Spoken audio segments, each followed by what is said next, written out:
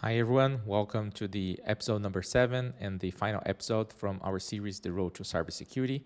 My name is Pedro Drimel, and on this channel, I help become a cybersecurity rockstar. And today's topic is about cybersecurity skills for each cybersecurity role. At least we'll be talking about 7 specific roles within cybersecurity. At the end of this video, you'll see that there's kind of one important skill that you really need to acquire to be successful in this field. So I believe that this theme, knowing which skills are needed in cybersecurity, is important because it gives you clarity. Like as soon as you know what you actually need to learn to land a specific type of role, to land a specific type of job, anything becomes possible, right? So anybody can learn anything. It can take more time for some people than for others, and that's totally fine. It's really, everybody has different, experiences and all that. And at the end of the day, also, like don't be too hard on yourself. Take, babe steps. Babe steps always works better.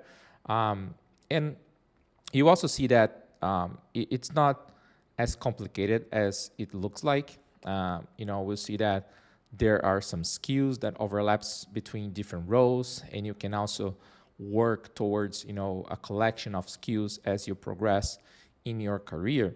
With that said, pretty much we'll be talking about like some introduction.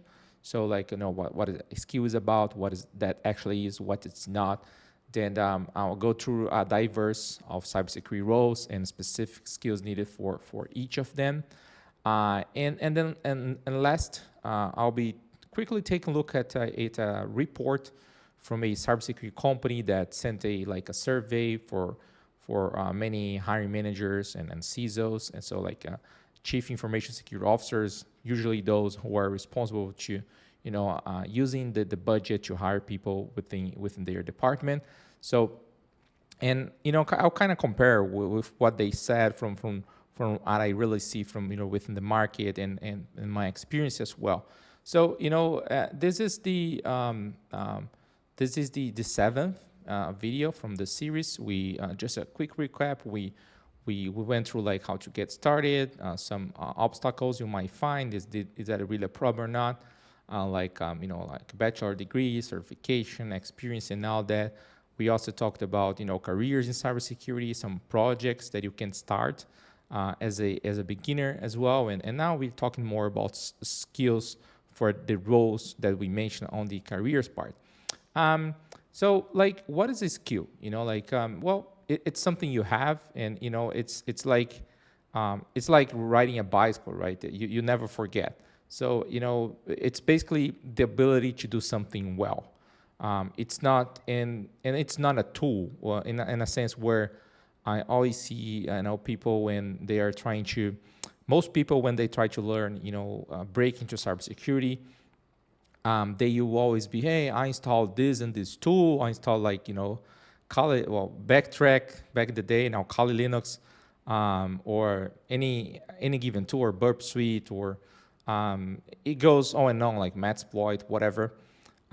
It doesn't really. So what I wanted to kind of clarify is that, of course, that will be you'll be using tools on your career.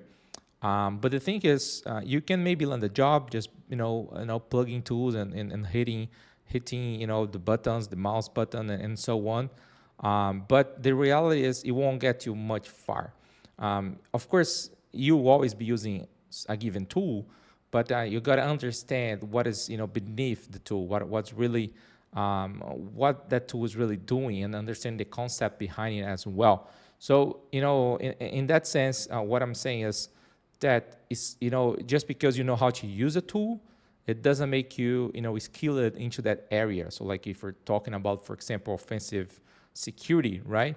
Just because you know how to use a proxy tool doesn't mean that you're advanced within that given skill set. And I always forget tools options on a daily basis, or even some programming language on a daily basis as well. So you don't need to know all the details of a given tool. What you really need to is understand the concepts and the skills for that role specifically, right? And of course, as you progress in your career, you'll also be creating your own tools and your own scripts and all that. So, if you can if you have this as a takeaway as you progress in, on your cybersecurity career, on, how to, break into cybersecurity, if you have this takeaway that, oh wait, let me not be focusing on tools, then I'm already happy with this video. And and yeah, I always see people like, yeah, I need to learn this, Backtrack or Kali Linux. No, you need actually to learn Linux as a whole, and be comfortable with that, and not like a SIEM tool. Of course, that on your home lab, installing a SIEM tool to at least use it, it's important. But more important than that is actually understand, what are the alerts and when you should turn that into instant, how to investigate that, right? How does the attack really happen? So like go, much more deep than staying on the surface level. So that's what will make you different than others. And let's talk about skills for some of those cybersecurity roles. I'm talking about some tools as well. So there's maybe a bit of confusion, but keep in mind, like even though I'll be mentioning some tool names, what I'm trying to say is, the concept behind it, and really use it, but not focus on that, right? Do not. The thing is, do not focus on that. And looking at the position, I'll also, be talking pretty much on the top 3 skills for each cybersecurity role, so you don't get overwhelmed. But it's going to be, about 7 rows, so it's going to be a pretty long video, but I hope you'll take this as a useful material on your cybersecurity journey. So first, let me share my screen here, and yeah. So first, I'm going to be talking about this. This is just one example. I don't think this position is even open anymore, but this is like a SOC analyst. One of the maybe one of the easiest way to really start your career in cybersecurity, which has plenty of positions open usually. So like take a look at some of the what do you do here. We see like they mention like IDS and IPS, SIEM, which is actually security, information event management, and firewalls. So this is actually more technology than actually a given tool, or maybe for the lack of a better name, I will use just technology. But here they mention more specific tools, right? Like platforms. So we're talking pretty much here Elasticsearch and Splunk. I don't know the others here, but I believe there might be also related with SIEM. So this is pretty much a SIEM tool. So like for as a to start your role as a SOC analyst, I would highly recommend you at least having a SIEM installed on your home lab so that you can play with that, right? If we look at the Garden Quadrant here, I'm not a business guy where I'll be really taking that take this as a grain of salt, but here are some of the most common SIEM tools available in the market. We can see here, like for example, as leaders like Microsoft, Sentinel, Splunk, and Exabeam as well, and some visionary like Google, Elasticsearch. So like pick one. It doesn't really need to be you don't need. I don't want to kind of think, oh, I need to kind of get the best one, or like the leader one. It doesn't really matter which tool you actually pick from this. It won't matter like during interview. All matters is that you really really use it, at least one of those tools.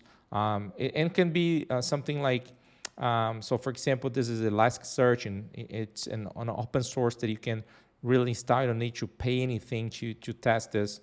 Another one that's kind of easy to install and test, and I kind of recommend you start with this one, is Wazoo. So it also has some agents, so you can install agents. You see here on like Linux agent, Windows agent as well, so like on your home lab, and you can play with that. Like I mentioned, it doesn't really matter, like like here's KQL. I'll talk about that later on another row. But basically, what really matters is that you understand what's within the rules, what are the alerts, what they actually represent, and not necessarily how to use the SIEM. Even though it's important that you have it, so you can at least elaborate. Hey, like, sorry, I know you guys use Splunk, or even though you can install in Splunk also in your home lab, but let's say it's a some sort of tool that you don't have access to it.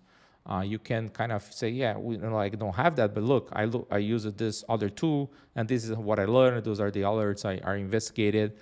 Those are the simulation of attacks I perform, and this is how I would do on a given scenario. So and like another thing that from your home lab that I kind of recommend it to get started. You could go like IP tables and firewall, but at least to get started, you could get a like PFSense. So it's a FreeBSD based firewall. You don't need to have the like the Netgate, the hardware itself. You don't really need that, but you can install that as like a VMware, like on a like virtual machine or VMware, VirtualBox, whatever you're using on your home lab. So like at least have some firewall knowledge and skills. So for example, you could set up your network. You could set up your network in a way that, let's say, from this specific VM that I have, let's say your Windows VM, your test Windows VM, all the communication will go through like a Tor node, right? From this Linux box that I have on my network, I want all the communication to go through this VPN, right? So and that on the gateway. So like using firewalls, or you can also test your rules if they're working or they are not working. So like having that on your home lab will really help you articulate, during an interview from the test that you made on your home lab. And of course, acquire those skills related on this case with firewalls, right? Another thing that, one interesting, well, this is another option. Like you could also try, this more hands-on type of firewall, this, IP tables, or the newer version also over here, NF tables, but you can go IP tables, whatever. It is more like a manual command line thing, but you can get started with PFSense. That's no big deal. You just click there to create the rules, but try to play with that on your home lab. Another thing that it's always there's always people mentioning is so the IP tables. Well, back here the IP tables website, like this one. But another thing it's always mentioning, there's always requests, is about IDS and IPS, and you can pick whatever you want. But Suricata is kind of one an easy one to over here. Yeah, so Suricata is an kind of de facto standard one lately, I would say. But pick that or Snort, whatever. And they even have like webinars, like free, PDF and videos, and now that I did not know that. I didn't know that. They even have like a security like a conference. So it's really really cool. So they have like plenty of materials. For example, like like this PDF, this talk about hunting threats that use encrypted network traffic.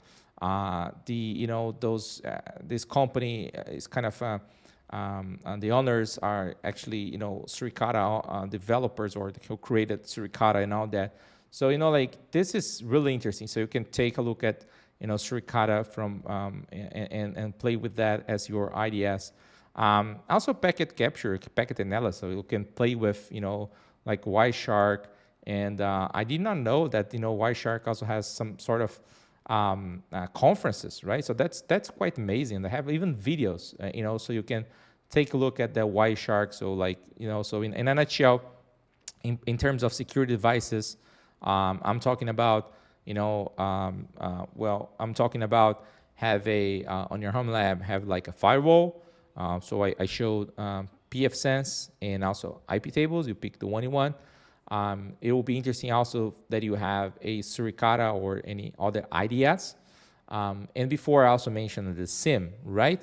Other than that, of course, operating system is something that you got to be comfortable with. Most of the cybersecurity, even entry level, you're going to be required to have at least an additional operating system knowledge. So if you're more like if you're a Windows user, as well, maybe I would say that most people are. I highly recommend you install Linux. You really will use Linux as part of your career, and that's one of the requirements to get those positions. And then we kind of conclude, the security operations center analyst or the security analyst with this foundation, security technology like IDS, IPS, and firewalls, as well as like a SIEM and an additional operating system. Moving a little bit forward here, I will talk about vulnerability management. Yep. So for example, this position is actually not even available anymore, as far as you know.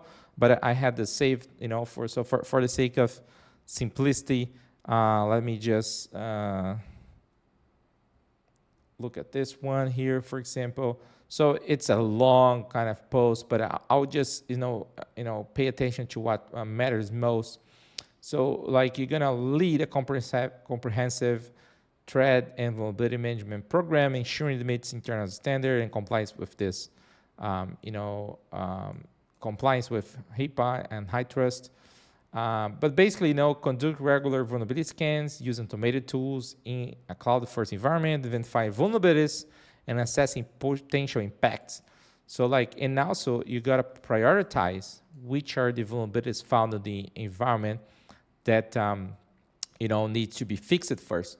So with that said, for getting started in the vulnerability management part, I would say that having a like an open VAS, which is kind of a Nessus free type of vulnerability scanner to get started, is one tool that you can really start and play with. And the vulnerability management part is really it's kind of complicated that we talk about it without really mentioning a tool, because you won't be creating from scratch a tool that scans a given amount of devices into a network for looking for vulnerabilities. You will be you have to be comfortable with some of those tools, and one of them is OpenVAS. I'm going to share another one with you here in a second. So for example, this one, I did not know that, but Qualys is enterprise level for asset management and vulnerability management as well. So here it's just one screenshot from the community edition. So you can try the community edition on your own. I'm not really sure how we'll be able to scan your local environment with this, but it's quite cool. Even without having kind of the money to purchase it, you can at least play with that and see what are the difference. Why do you think that maybe Qualys is better than the free open VAS version? So here a screenshot some of the assets distributed by operating system and all that, and also. Another thing that understanding about vulnerability, as we mentioned before, it would say about which vulnerability should you really prioritize for applying the patch, right? So there are some documentation on that you could work your way up on this, understanding the CVSS, for example, and what are those terminology. I'm not going to go through that. Likely feel more. A bit bored if I go through a huge document like this, but understanding about CVSS is quite crucial. And not only that, they created, I think this is not that old. So this is one way that can help you prioritize your patching. So they take a look at other factors, such as if a given CV, so given vulnerability is being exploited in the wild or not, and on other things. In that scenario, we also have this non-exploited vulnerability catalog by CISA. And here's one example of one CVE. For example, if you have these on your environment, is likely something you want to patch as fast as possible because they know that this is being used on a ransomware campaign. And this is so for example, this is one of the progress WhatsApp got exploited just hours after proof of concept release for critical flaw. So this is one of the news that I found related to this vulnerability here, and they mentioned that this is likely being used on a ransomware operation.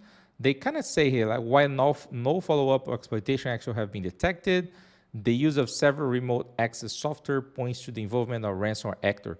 So at least I could not find a real attribution of this to a ransomware operation. But CISA added this as being used on ransomware campaigns. They might have very likely more information on this than on just one open source report. But and also there are more articles talking about that as well. So if you basically so this is the platform. This is like the vulnerability we're talking about. So simplify the management of your complex IT infrastructure.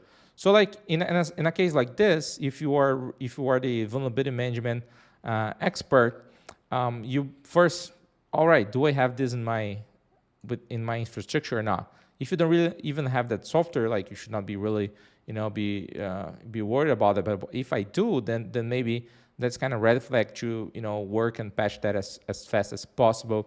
But as a more experienced analyst, you also kind of take this into action. Like, there's not really a non-ransomware attack, but of course it could happen. They saw the signs of compromise. So likely, with a CVSS score like this, you understood the document, you know what it is, and you know that this is being at least CISA says that this is being used in a ransomware campaign, so it's something to patch as fast as possible. Another area that I'll quickly mention here is cyber threat intelligence, and and this is one position that I'll be using here as an example. Cyber threat intelligence is it's an area where it really depends on who is hiring for. If you're working for a vendor, you might need like a cybersecurity vendor who sell intelligence to others. You might need some sort of different skills than if you're on a big enterprise, which is this case here, and you'll be part of their CTI environment. Sometimes it might vary a little bit the requirements, but in generally, you kind of have some more common skills for both of them. So in this example here, I'll be so for example, they ask for experience. They kind of mention also a scripting language such as Python, and something that you should have developed in your earlier on your career. They mention also MITRE ATT&CK, cyber kill chain, diamond model, and other things as well. They also kind of emphasize that you maintain and improve a TIP or threat intelligence platform.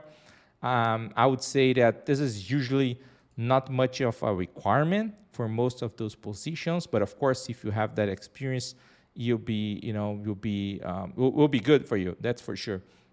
If you can, install this open source version of Synapse, is just an amazing tool.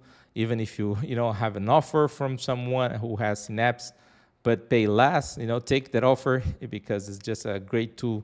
If you could, it will make your life as a cyber threat intelligence analyst much easier.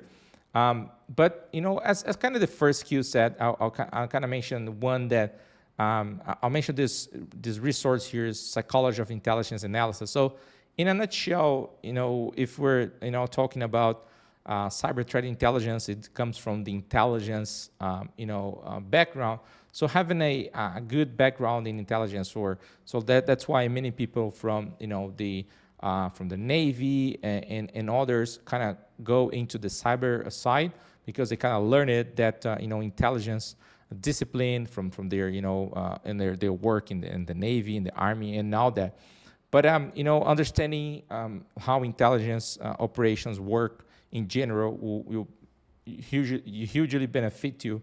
Another one that that's not much of a skill, but like be more comfortable with. It's in the MITRE ATT&CK framework. You don't need to know everything like this. I do know some people who kind of not know most of this, but they also know the numbers. So like T.1.548, they'll know what it means. But you don't need to be you don't need to really know all of that. But kind of pictured some of them, like some of the, for example, here, like knowing what is reconnaissance is, initial access, execution. So kind of the steps from an attack, and a little bit of the techniques as well. So like we always, and CTI MITRE ATT&CK is kind of the de facto one being used for doing the analysis. So as an example here, there's one open source report by the Defer report. Again, mentioning them because I really love their work. And they kind of divide us between some of those steps. It's like initial access, execution, persistence, and privilege escalation, and so on and so on. So like whenever you end up writing a report, you usually use MITRE ATT&CK as one example. Like here, they also mention they also put like a diamond model. So understand a little bit of diamond model would be interesting for you, but I would still, kind of start focusing first on the MITRE ATT&CK framework. And of course, like this is so just so you know, for instance, MITRE even has a conference, like dedicated, for work on those topics. So there are people from the industry that give their talks into a specific talking about MITRE ATT&CK techniques. So this is quite cool.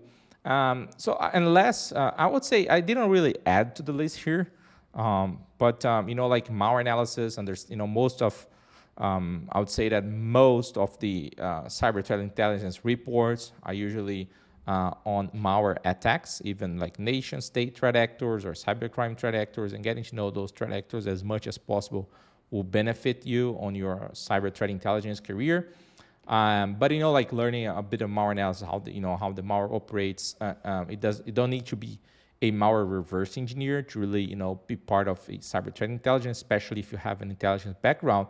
But knowing at least how does the execution work will really maybe put you one step further than others. But last but not least, I just I'll just share this great I'll just share this great YouTube video from one of the SANS conference from John Green. Was so like basically you in intelligence you need to write a report, so a cyber threat intelligence CTI report. And he goes in a kind of deep way into how can you really write a great report, right? In intelligence, sometimes, you need to communicate well your findings, so the stakeholder can take a look at that and take an action or not based on what you wrote. So writing report is one of the skills. So in terms of CTI, I would kind of work your way up on your intelligence, general intelligence skills. I mentioned the MITRE ATT&CK framework. I would say malware analysis. I would add to that. I know I mentioned those would be like 3 skills, but let's go with maybe 4 and add report writing. Like you will only be good at writing reports as more as you write. Moving forward here, another one that we'll mention, we'll discuss some skills that you can acquire, and this is being very, this is becoming a kind of I wouldn't call it popular, but one skill that's being very required by the industry is the area of threat hunting. So instead of just waiting for alerts to pop up, you basically be hunting for any sign of malicious activity within a network with a set of computers and all that. So this being very there have been many positions recently about this, and it's now a kind of area that's kind of very interesting to focus on. As an example here, this is just some one job post on cyber threat hunting, and they go like proven experience in cyber threat hunting in response. So they kind of ask you previous experience, analyzing system, network, application logs, telemetry, and how the cyber Q chain or the MITRE attack framework. They mention other technologies like SIEM, EDR, Python, blah, blah, blah. And more specifically, well, again, scripting languages, but they kind of still talk about like, Splunk processing language or Microsoft KQL language as well. So, they're different. This one kind of works on way more amount of data. This one it doesn't mean that it's not that amount of data, but it's just different languages, right? So if you're getting started, pick one. I would recommend that kind of start with KQL. Usually Microsoft is kind of having more. I wouldn't say having more adoption, but it's kind of a language that you can use on the open source tool, like I mentioned, the Wazoo, right? So I'll start with the KQL. So since you already mentioned about KQL, let me just quickly show this. So this is like a repository that like this has a book and more information about KQL. I know that Microsoft also has their own book on KQL, so you might check that out. But pick one source and go with that. And maybe you can skip to another one, but just pick one and go. But learning this kind of SQL-like language that will be very useful on your road as a threat hunter. Another one is Jupyter notebooks. So it's kind of one way to kind of automate many parts of the process within doing your threat hunting. It can be even your output as a threat hunter would be like like a Jupyter notebook.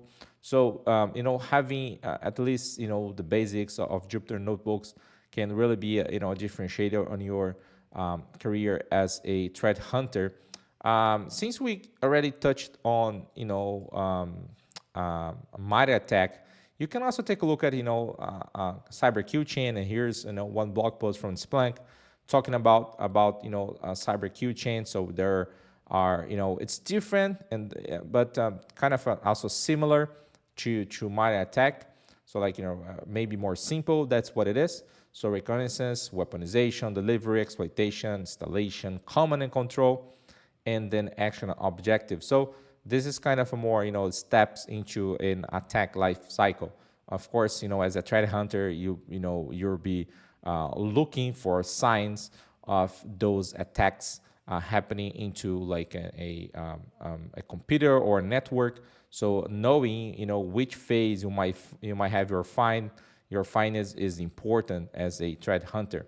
Now we'll be I'm going to be talking about instant response, and instant response is pretty much back in the days was way more a cybersecurity company that was getting a phone call when that was the case, and a company had some sort of a breach. Those people will go there, take a look at the disk. So for example, like the police, even though nowadays kind of do that, so like grab the the hard disk, the computers, and collect all that information to analyze and create a forensics report. Nowadays, it's also common to have that instant response part within the organization. many times as part of the secure operations center. And this is, because there are more and more attacks, and essentially you don't need to really have a breach or something very impactful to do an incident response. It could be something more suspicious that you believe, that machine is infected with a given malware. So, let's investigate that. Not necessarily, the incident response guy will do like a disk forensics for every case, but it's, like one of those skill sets that we'll be seeing in a second. So, in terms of incident response, let's take a look at two positions just to kind of understand a little bit how different they are. So like we mentioned, before, one of the core, skills like looking at, PCAP, so like picture cap, files, so analyzing, a network, network forensics is one, one of the skills for this role. Existing subject matter expertise in advanced persistent threat or emerging threat. So kind of, knowing the threat actors from a threat actor's perspective, what are the attacks happening and all this. They kind of, this is experience supporting a SOC. So I believe this position is more tied with their SOC. And they mentioned like some two other tools. This is more for disk forensics. One example here is this one FTK imager, which is, the forensic toolkit that they're mentioning here. I believe that's really this one. NCase is more a more enterprise level, tool. So, if you're starting with, digital forensics incident response, that's likely not the one you really need. And they also ask for like dynamic and static malware analysis. So, reverse engineering of binaries whenever a big incident happens and there's, malware involvement, you really need to understand what the malware is doing. So what could have really happened within the environment, right? So this helps a lot, the incident response process, but it's just one part of the puzzle. Again, like scripting language, we've been talking about this for a long time, and now SIEM, some technology here. They also talk about DLP. So it's pretty much a a diverse sort of skills to be an incident responder, right? One thing that and here's another example. So this is from Microsoft, and being part of the incident response team as well. So it looks like more a part of not necessarily you'll be doing a disk forensics on this role, but they also mentioned here like KQL that we kind of mentioned before in terms of the threat hunting part, and again more like security technologies. And like intelligence lifecycle, malware analysis that they mentioned as well. And again, right, some more technology like Splunk, CrowdStrike Falcon, QRadar. But in terms of skills, that's pretty much it. One that I wanted to mention, even though this specifically repo hasn't been really updated recently, volatility framework is one that you can play with, and kind of it's just an amazing one. Even like now volatility is actually more a company, and you will see like one of those the co-founders also giving talks during security conferences, though they are very active, which is quite cool. And on volatility you can really create plugins, so you can extend the plugin for vulnerability for volatility.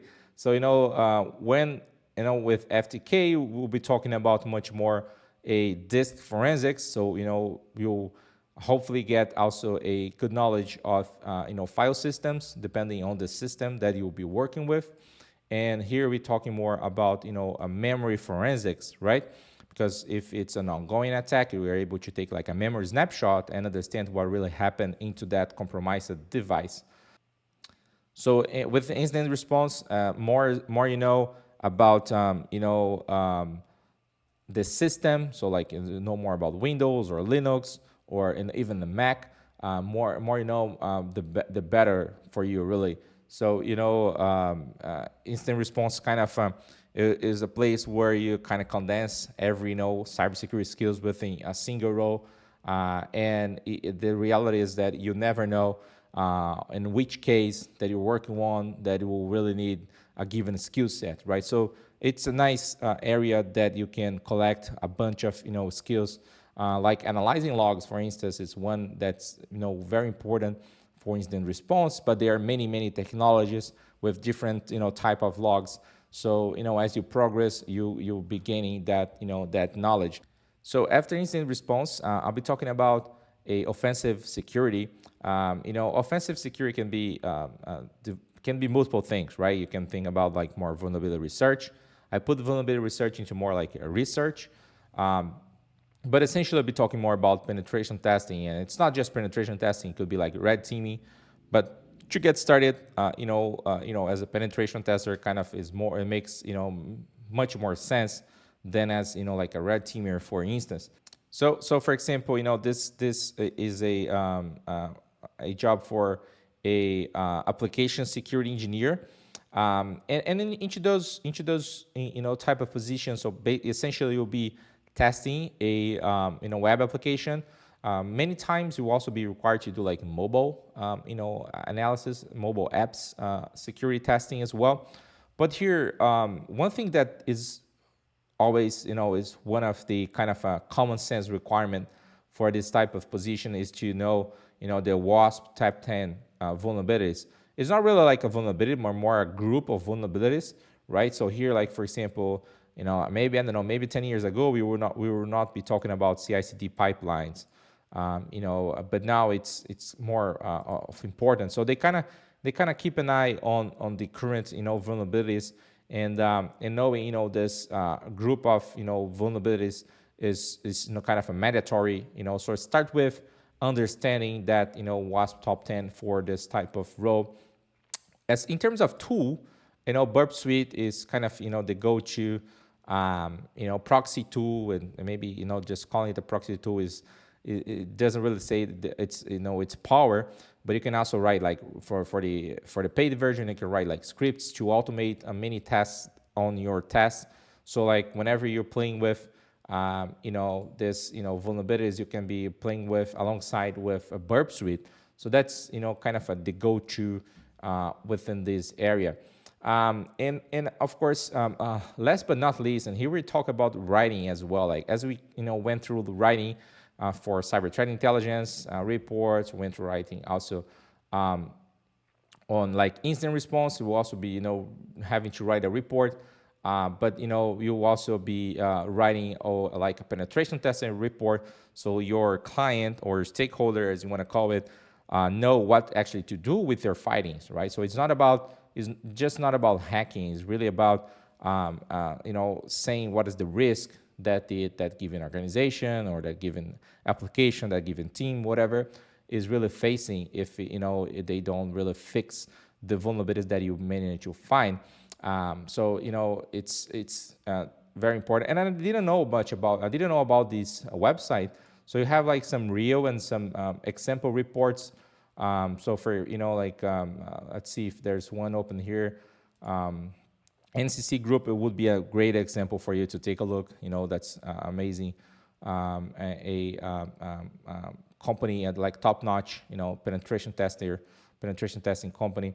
But here, like this from like a public report, and they kind of mention like what's the CV was found and the tools used. So take a look, and you can download this. So as you are getting started, look at the professional report that other made, so you can see kind of where you need to get to, right? So that's kind of an amazing, free and open resource that you can, base yourself on. So you don't start from scratch. So now we'll be talking about research. As I mentioned, I kind of didn't put like, vulnerability research into offensive security. I just wanted to kind of group them in terms of skills.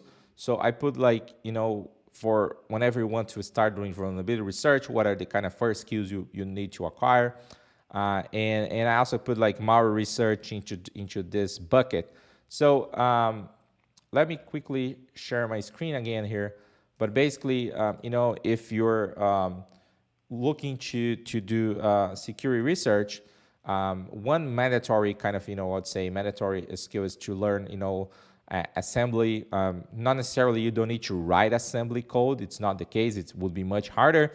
You can just, kind of read assembly or, debug a code like in a low level language, even though it's kind of still high level for the West. But anyways, knowing, in a nutshell, how x86, x64 works is really, mandatory for this type of, positions.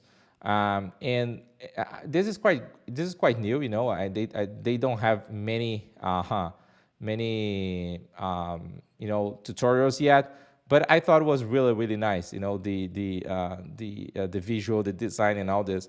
So get through any other resource that you find is interesting. But understanding how the call stack works will be useful, for a lot for vulnerability research, for example. Understanding about registers and the kind of how the CPU works. It will be also interesting for malware research and all that. So pick any of those sources. If you're talking more about vulnerability research, to kind of get started, you can use some simple but not easy, ways to writing your own exploits. And this is just amazing that we have this online yet from Jero, one of great researchers that we had back in the day, who was not that we had, he is still alive. So this is one nice way for you to start building your skills as you move towards becoming like an exploit writer or vulnerability research. I'm not really touching base here on fuzzing, writing some simple. Start with some simple fuzzing scripts or some simple fuzzing tools to find vulnerabilities. You were talking more about how to exploit the vulnerability, and here you have the source code to look into that. But maybe you can compile this and see how would this look like in assembly. So then you can kind of picture a given vulnerability like this. We're talking about memory vulnerabilities. So, but you can kind of get the idea, right? You can go from here to maybe the assembly related, and how can we spot it, right? But you can start with the source code, of course, and this is quite nice. Another interesting this is more for malware analysis and debugger and all this, but this is like an old tutorial by Lena 151. And I managed to find this on YouTube. I thought it was really cool to share this. It's a series of many videos on how to progress, right, on your skill as using a debugger, for example, and they use a bunch of crack myths. So you can use that skill to help you on your road to be more like a malware analyst, malware reverse engineer, and so on. And now, this kind of concludes in terms of the the roles that we looked at, and in terms of skills for each role. So, but the video hasn't finished yet. I'll be take a look at the survey a little bit later. But just a quick recap, right? We look at security analyst position or SOC analyst. We look at vulnerability management, cyber threat intelligence, threat hunting, then response, offensive security, and research. And I believe that you noticed that the kind of the title, like as I mentioned in the previous video, in cybersecurity doesn't matter much. What matters more is the function or the skills that are actually required, and it's about building those skills as you move on your career. It's not like I need to have all this, but you can start with just the core skills, and then you move on from that on. So now let's take a look at some this survey. So here's a survey by Fortinet, and they basically sent this for many CISOs around the globe and hiring managers within cybersecurity, and they kind of asked what is the top skills that what are the most needed skills that you found. And here's the report from late from last year, which is related to 2023 actually, and the one from 2022. So this is the 2024 report, which is about this data here. And they mention cloud security as, many companies are moving to the cloud, so it makes sense.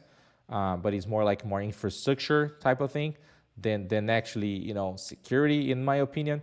But anyways, they kind of mentioned like cyber threat intelligence and malware analysis. Cyber threat intelligence was kind of, like more the buzzword before, artificial intelligence. So it makes sense that this is into their mouths to talk about. And the malware analysis, as you know, most of the attacks are with, related with malware. So like most of the attacks are malware related. And you see like there's like a decrease from each of them. And I wanted to take a look at, what they actually thought about in, 2022, because is it just those three skills? And I found an interesting aspect here where, they kind of mention cybersecurity foundations, and this is not about, this is about the skills of people who are already there. So even though like cybersecurity grew a lot, many people who even managed to land a job are really missing, the foundation. So here come like secure operations, more analysis, so kind of close, right? Not that different. And we have a bit more here on cloud security, but we have kind of, I found this to be very interesting where, as we mentioned, looking at all of these roles, there are some core fundamentals, right? That's, mostly necessary for many of those roles, like, scripting language, some, security technology, knowing how, attacks operated, how attacks are operated, how to do, like security defense, like for example, PCAP analysis and all that, malware analysis. So there are some, core skills that, they, people really miss, and it's really desired by those hiring managers. So, like there are many possible career paths that you can take within cybersecurity. Skills and requirement really depends on the organization needs, right? It's not like every organization will have the same requirements. And cybersecurity is about, attack and defense. It's about protecting computers and networks. And if you know how to attack and you know how to defend against those attacks, that's pretty much you're practicing cybersecurity. So, I would say focus on skill development. Focusing on the core foundations will make you much stronger, that's for sure. So please, tell me on the comments which skill is the one that you're more willing to develop, which is the one that you have more problems with developing, and tell me what you've thought about the video. Leave a like, and please subscribe to the channel, and I hope to see you soon.